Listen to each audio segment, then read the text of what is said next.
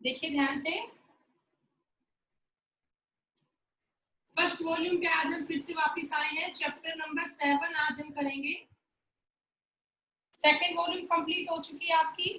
तो चैप्टर 7 आपका है P block element.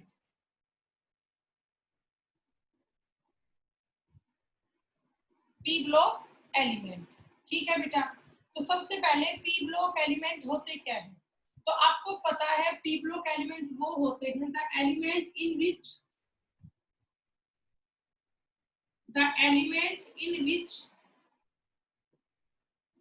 last electron goes into p subshell। बेटा वो एलिमेंट जहां पे लास्ट इलेक्ट्रॉन कहा जाता है, पी सब शेल में जाता है, उसको हम क्या कहते हैं? That is called P block element. ठीक है।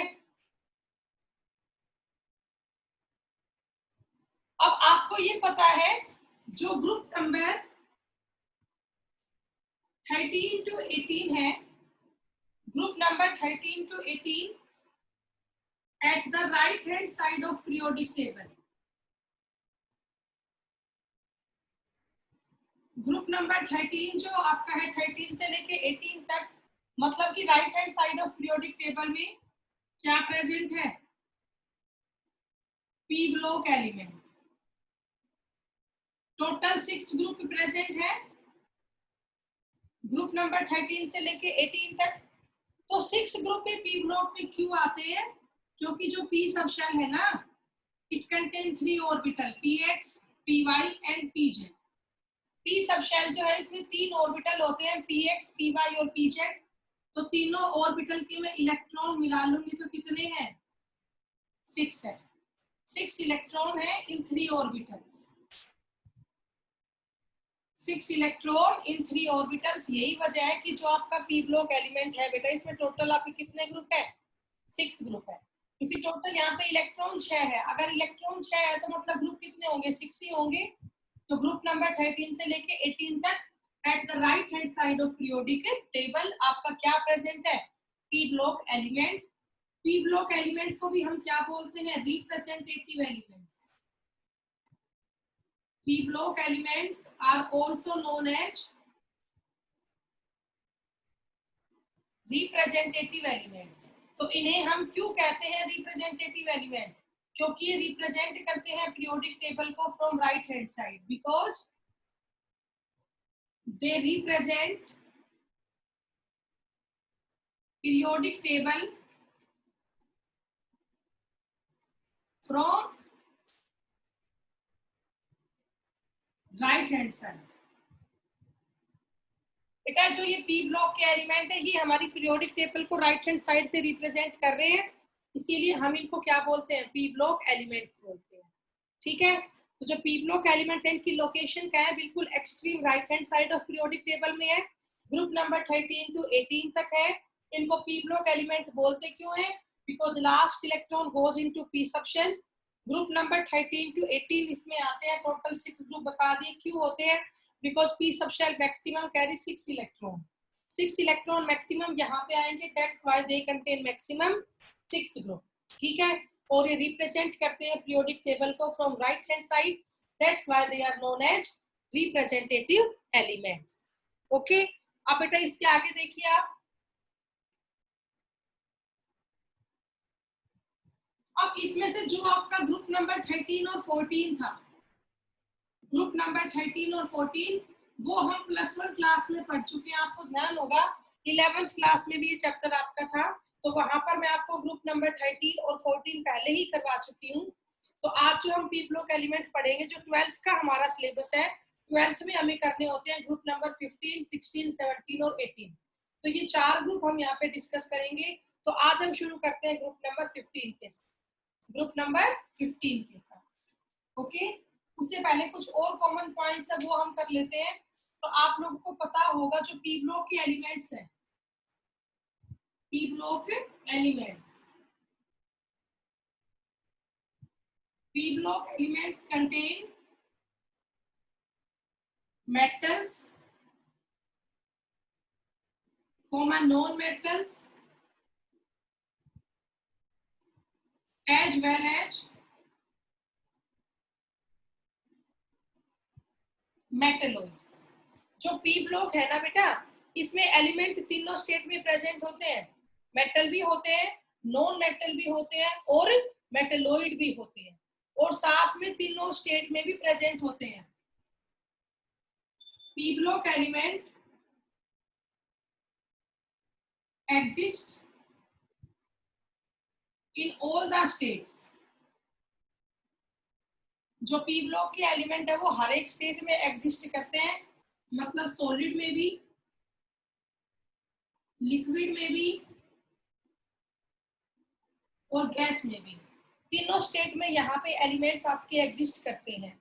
तो अगर बेटा मैं पी ब्लॉक एलिमेंट में नॉन मेटल की बात करती हूँ, तो P block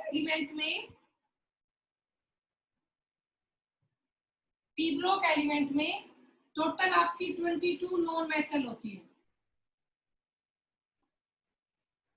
total are 22 non metal. अब मैं अगर इन 22 नॉन मेटल को आपस में डिवाइड करती हूँ, तो तीनों स्टेट में एग्जिस्ट करती है, सॉलिड भी, लिक्विड भी और गैस भी। टोटल ये 22 है। 22 में से 10 तो आपकी होती है सॉलिड स्टेट में, 1 है लिक्विड स्टेट में और 11 है गैसियस स्टेट में।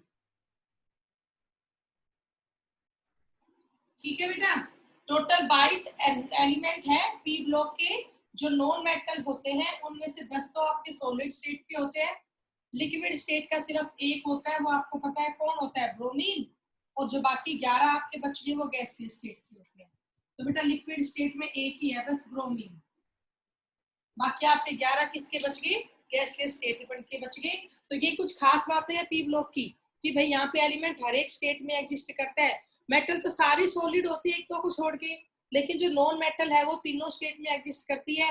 दे are solid as well as liquid as well as gas. ठीक है, अब बेटा इसके बाद आगे आप देखिए,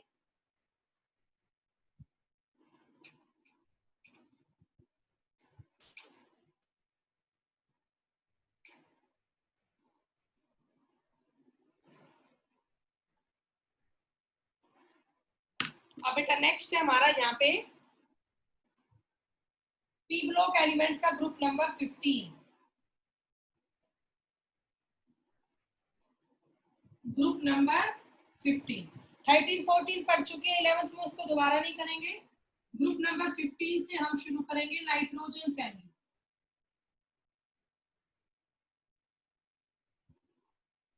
ग्रुप नंबर 15 क्या है बेटा, नाइट्रोजन फैमिली है। ठीक है, इन्हीं को हम क्या बोलते हैं, निकोजेंस। पी यहाँ पे साइलेंट है, NiCOGENS। ग्रुप नंबर 15 होता है नाइट्रोजन फैमिली, इन्हीं को हम बोलते हैं निकोजेंस। ठीक है, तो सबसे पहले बेटा यहाँ पे एलिमेंट जो है उनके नाम लिखो। अश्विनी अब तक नहीं आई है ना क्लास में, तो बेटा नाइट्रोजन फैमिली को निकोजेंस बोलते हैं। इसके एलिमेंट 1 बाय 1 डिस्कस करते हैं।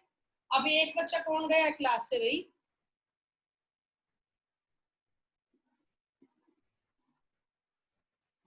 अब इनको यूं ही चेक करते रहो बस।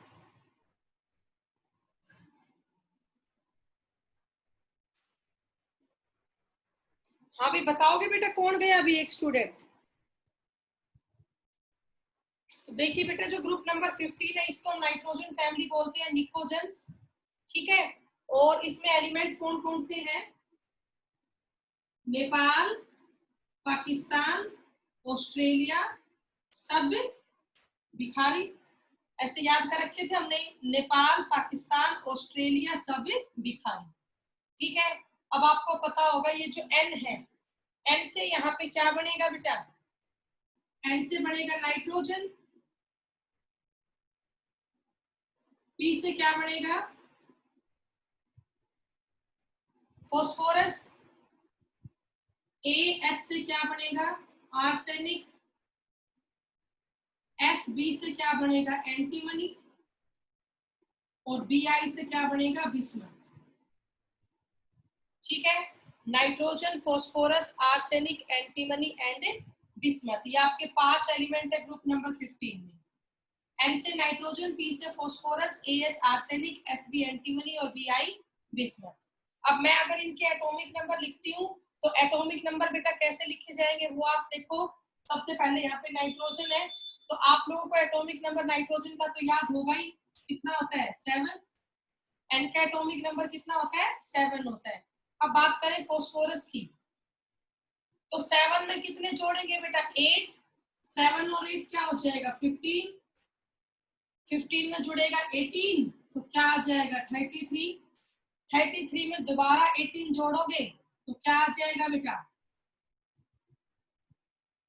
51, और 51 में 32 जोड़ोगे तो 83, क्या आ गया 83 आ। ठीक है, बात समझ में आई बेटा। ये हम कैसे लिखते हैं आपको समझा रखे हैं ना पहले ही, मैजिक नंबर ऐड करके लिखते हैं ना। तो मैजिक नंबर हमने क्या ऐड किया, पहले 8 था, फिर हमने 18 ऐड किया, फिर 18 ऐड किया और फिर 32 ऐड किया। ये मैजिक नंबर हमने यहाँ पे ऐड किए। नाइट्रोजन का एटॉमिक नंबर 7 होता है, 7 में 8 ऐड किया तो 15, 15 में 18 ऐड किया तो 33, 33 में फिर से 18 ऐड किया 51, 51 में 32 ऐड किया फिर से 83। तो ये इन सबके हो गए एटॉमिक नंबर। ठीक है, तो ये तो आपको बेटा याद होंगे।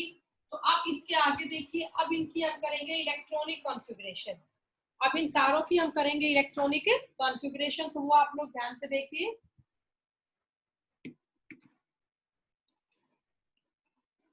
यहाँ लिख देती हूँ। अब हम इन सबकी करेंगे इलेक्ट्रॉनिक कॉन्फ़िगरेशन। ठीक है, तो सबसे पहले नाइट्रोजन। आपको पता है नाइट्रोजन की कॉन्फ़िगरेशन क्या होगी, इसके आसपास नोबल गैस तो हीलियम ही यूज होगी। Helium 2s2 2p3, helium 2s2 2p3। बात समझ में आई बेटा। अब देखो टोटल यहाँ पे 7 इलेक्ट्रॉन हो गए, 2 तो हीलियम के हैं, 2 यहाँ पे 2s के हैं और 3 यहाँ पे 2p के हैं। टोटल हो गए 3 2 5 4 2 7। तो हीलियम 2s2 2p3। अब इसको कॉपी करते हुए आपको लिखना है, यहाँ पे हीलियम था तो यहाँ पे क्या आएगा नियोन, यहाँ पे क्या आएगा नियोन। नियोन का एटॉमिक नंबर क्या होता है 10, तो 10 के आगे क्या लिखोगे 3s2 3p3। हो गए 10 और 5 15। बेटा मेरे ख्याल से आप लोगों को ये सब ना आता होगा, हमने बहुत ढंग से कर रखा है ये +1 क्लास में। नेक्स्ट का बताओ, हीलियम नियोन के बाद आर्गन।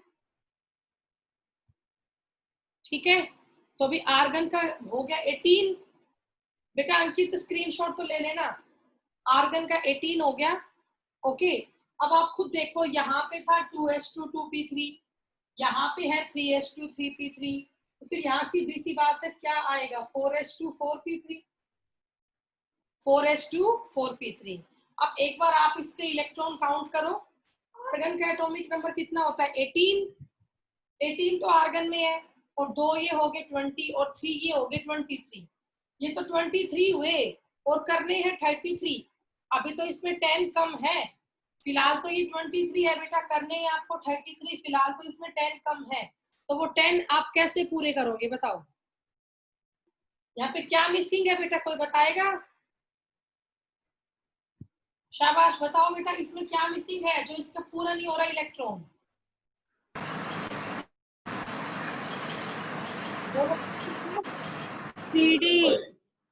3d10, बिल्कुल ठीक है बेटा, यहाँ पे आएगा 3d10, 3d10। अभी आगे समझाऊंगी यहाँ पे डी का इंट्रोडक्शन क्यों हुआ। तो अब होगी टोटल 33, आर्गन में 18 थे, 10 ये जुड़ गए 28 और 5 आपके ये है 33। तो अब ऐसे नेक्स्ट आप करो एंटीमनी। एंटीमनी का एटॉमिक नंबर क्या है 51 है। ठीक है, तो यहाँ पर नोबल गैस कौन सी आएगी, हीलियम नियोन क्रिप्टोन आएगी Kr। यहाँ पे Kr आ गया क्रिप्टोन।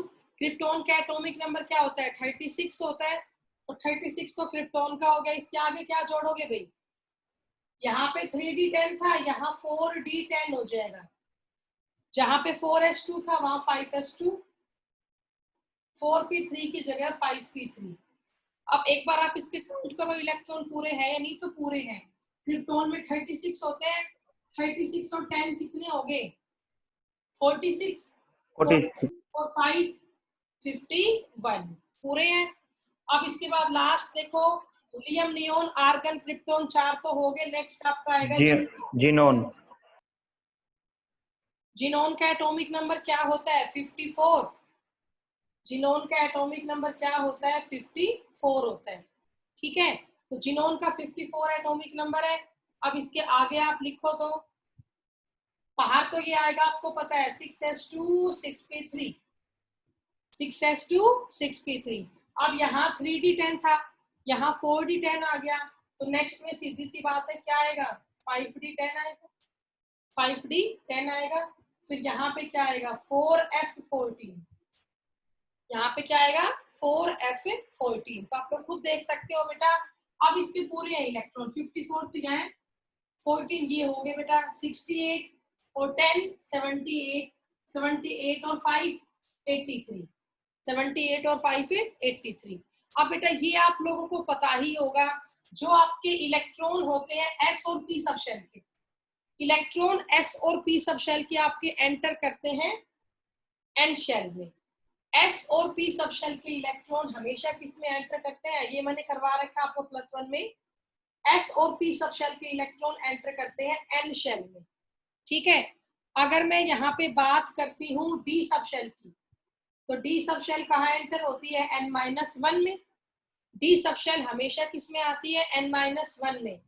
और एफ सब शेल हमेशा किस में आती है? n-2 में आती है। डी सब शेल n-1 में आती है और एफ सब शेल हमेशा n-2 शेल में आता है। और आप लोगों को इनके नाम ध्यान है, हमने किया था बेटा +1 क्लास में। n-1 का मतलब था पेनल्टीमेट शेल, n-1 का मीनिंग क्या था? Penultimate shell. और n-2 का मतलब क्या था? Anti penultimate shell. तो ये आपको पता होगा, जब भी इलेक्ट्रॉन एस या पी सब शेल में आता है तो वो हमेशा एन शेल में आएगा। इलेक्ट्रॉन डी सब शेल का हमेशा n-1 में आएगा और इलेक्ट्रॉन एफ सब शेल का हमेशा n-2 में आएगा। आप बेटा यहाँ खुद भी देख सकते हो, देखिए जो आपका एस और पी सब शेल का इलेक्ट्रॉन है, जो आपका एस और पी सब शेल का इलेक्ट्रॉन है, यहाँ पे एन की वैल्यू कितनी है बताओ? 6 है। एस और पी सब शेल में एन की वैल्यू कितनी है? 6 है। अब आप देखो डी में, बताओ बेटा डी में एन की वैल्यू क्या है? 5 है। डी में एन की वैल्यू क्या है? 5। तो ऊपर मैंने यही लिखवाया, डी सब शेल का इलेक्ट्रॉन किस में आता है? n-1 में। तो 6 - 1 कितना हो गया? 5 हो गया। या वैल्यू ऑफ एन आपकी 6 थी। अच्छा, और अब आप देखो यहाँ एफ में एन की वैल्यू क्या है? 4। तो 6 - 2 क्या होगा? आपका 4 होगा। तो ये मैं आपको समझा चुकी हूँ। इलेक्ट्रॉन जो आपका एस और पी सब शेल का डी इसमें आएगा एन में, पी सब शेल का भी एन में, डी का n-1 में, एफ का n-2 में। नाम इसका तो पेनल्टीमेट शेल होता है n-1 को, और n-2 क्या होता है? एंटी पेनल्टीमेट शेल होता है। ठीक है, अब आप ये बताओ, आप लोगों को ये बात समझ में आई कि इनमें डी सब शेल क्यों आई और इसमें डी और एफ दोनों सब शेल क्यों आई? ये बेटा पीरियोडिक टेबल के बेस में होता है। ठीक है, जो ये आपके नाइट्रोजन और फास्फोरस थे ना, ये पी ब्लॉक के एलिमेंट है, इनके लेफ्ट हैंड साइड में सिर्फ एस ब्लॉक होता है, इसलिए आउटर मोस्ट किसमें आए इलेक्ट्रॉन? एस और पी में आए। लेकिन जो आर्सेनिक आपका है, इसकी लेफ्ट हैंड साइड में डी ब्लॉक भी है और एस ब्लॉक भी है, दो है, डी ब्लॉक भी है और एस ब्लॉक भी है। ऐसे बेटा इसमें भी डी ब्लॉक भी है लेफ्ट में और एस ब्लॉक भी है। लेकिन अगर हम बिस्मथ की बात करते हैं तो ये आपका पीरियड नंबर 6 का एलिमेंट है। ये किसका एलिमेंट है? पीरियड नंबर 6 का। और पीरियड नंबर 6 में चारों ब्लॉक के एलिमेंट होते हैं, एस के भी, पी के भी, डी के भी और एफ के भी। यही वजह है कि यहाँ पे एस, पी, डी और एफ हर एक ग्रुप के एलिमेंट आपके प्रेजेंट है। ठीक है बेटा, तो आपको ये बात समझ में आई या फिर समझाऊं? बोलो कि ये कैसे है एसपीडीएफ हर एक ग्रुप के एलिमेंट। बोलो बेटा, ये पता लगा इसमें इसके आगे डी और एफ? मैम क्या बेटा? मैम बेटा मुझे समझ में नहीं आ रहा आप क्या बोल रहे हो। आ गई मैम। ठीक है बेटा, ओके। तो अब इसके आगे आप बताओ इसकी जनरल इलेक्ट्रॉनिक कॉन्फ़िगरेशन क्या बनी? जनरल इलेक्ट्रॉनिक कॉन्फ़िगरेशन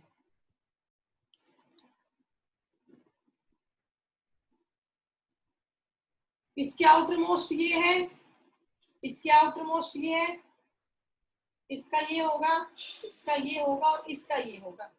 तो इन सभी की मिला के जनरल इलेक्ट्रॉनिक कॉन्फ़िगरेशन क्या बनी? NS2NP3। NS2NP3 यही आया ना बेटा। सभी की S सब शेल में 2 इलेक्ट्रॉन है और सभी की P सब शेल में 3 इलेक्ट्रॉन है। तो जनरल कॉन्फ़िगरेशन बेटा आपकी क्या बनी? मैं यहाँ लिख देती हूँ NS2NP3। ठीक है, ओके। तो ये आपकी ग्रुप नंबर 15 की इलेक्ट्रॉनिक कॉन्फ़िगरेशन है। कर ले बेटा, कर दो इसको, हो गया। हाँ भाई, ये सबने लिख लिया बेटा? Yes ma'am. ठीक है,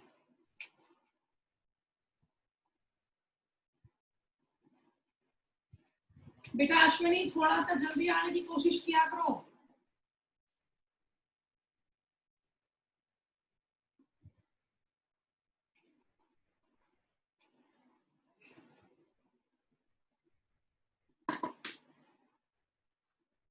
अब इसके बाद बेटा आगे आप देखिए,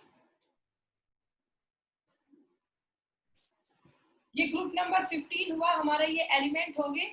अब इसके आगे हम इसकी जनरल प्रॉपर्टीज को पढ़ना शुरू करेंगे। 1 बाय 1 सारे ग्रुप हम पढ़ते हुए चलेंगे। ठीक है, तो अब ग्रुप नंबर 1 जो है, सॉरी ग्रुप नंबर 15 जो है, हम इसकी जनरल कैरेक्टरिस्टिक्स करना शुरू करेंगे। तो सबसे पहली कैरेक्टरिस्टिक्स इसकी है एटॉमिक एंड आयनिक रेडियाई की।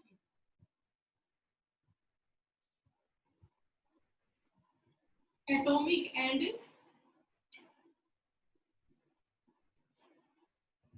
Ionic radii. ग्रुप नंबर 15 को बेटा हम यहाँ पे पूरा डिस्कस करेंगे, उसके बाद फिर हम डिस्कस करेंगे ग्रुप नंबर 16 को। तो सबसे पहले हम बात कर रहे हैं एटॉमिक रेडियस की। ठीक है, एटॉमिक रेडियस या आयनिक रेडियस। तो आप लोग बताओ, डाउन द ग्रुप जाने पर एटॉमिक रेडियस बढ़ती है या घटती है? तो आप लोगों को पता है, बढ़ती है। करते हैं डाउन द ग्रुप, तो डाउन द ग्रुप जाने पर एटॉमिक रेडियस होती है increase. On moving down the group atomic radius increase. अब ये आपको पता होगा एटॉमिक रेडियस इंक्रीज क्यों होती है? बिकॉज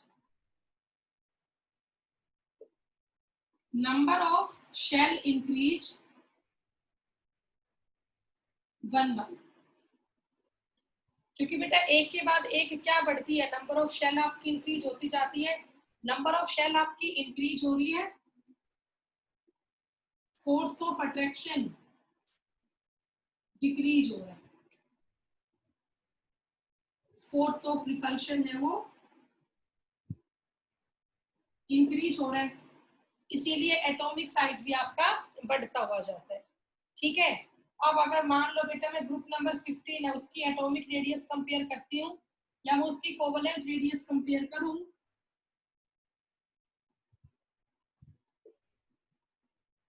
तो ये 5 एलिमेंट आपके हैं ग्रुप नंबर 15 के।